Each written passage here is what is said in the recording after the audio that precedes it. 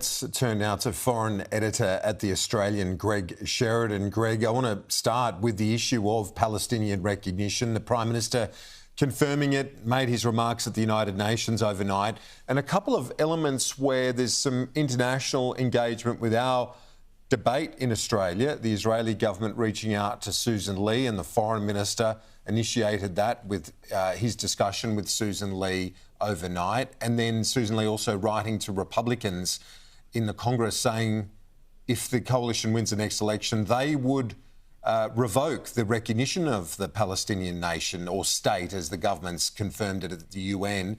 What's your read on all of this and how it's developed? Well, Kieran, I think it was a great mistake to recognise a Palestinian state. There's no state to recognise. It's just a silly political gesture. And the absurdity of it was evident when Penny Wong described what the practical consequences of this historic act from Australia would be. The practical consequence is that in DFAT documents we'll stop referring to the occupied territories of Palestine or the occupied Palestinian territories and we'll refer to Palestine. Well, that is the only consequence it's going to have.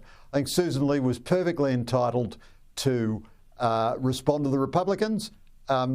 This is a very big Australian debate. It's about a subject on which we have absolutely zero influence, but that's normally what happens in Australia. You have passionate debates about something where you have no influence, and no debate about things like Papua New Guinea where you have every influence and responsibility. Richard Marles in that press conference in Tasmania basically was completely misrepresenting the truth. He said the government's position is consistent with previous Australian positions. That's completely wrong. Every previous Australian government supported a two-party state arrived at through negotiations by the parties. So this premature recognition, it's the Albanese government which has shattered bipartisan Australian policy. It's a bad act undertaken for domestic political reasons, perfectly sensible for the opposition to oppose it. And, it's got nothing to do with breaching bipartisanism in foreign policy or anything. There's no commitment to bipartisanism when the policy is bad, and this is bad policy.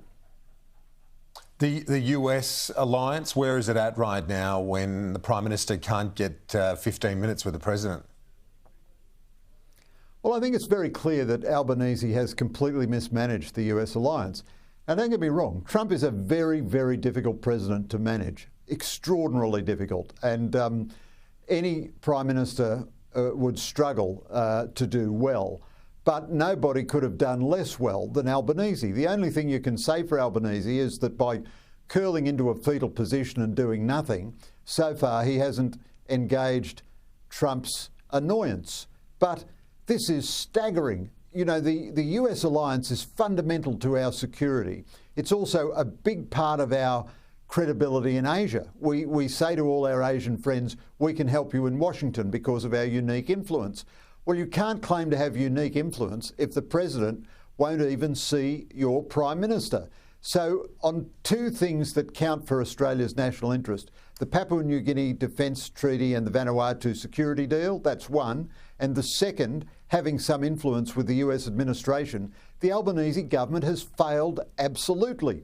In the areas where fantasy policy prevails, such as recognising Palestine or making, flamboyant undergraduate speeches on climate change, it's going to have a terrific success. It's like defence white papers. It can't produce guns and planes and ammunition, but it can produce lots of defence white papers. This is a government which is falling into performative symbolism as a substitute for actual outcomes, and the American alliance is a shocking example of that.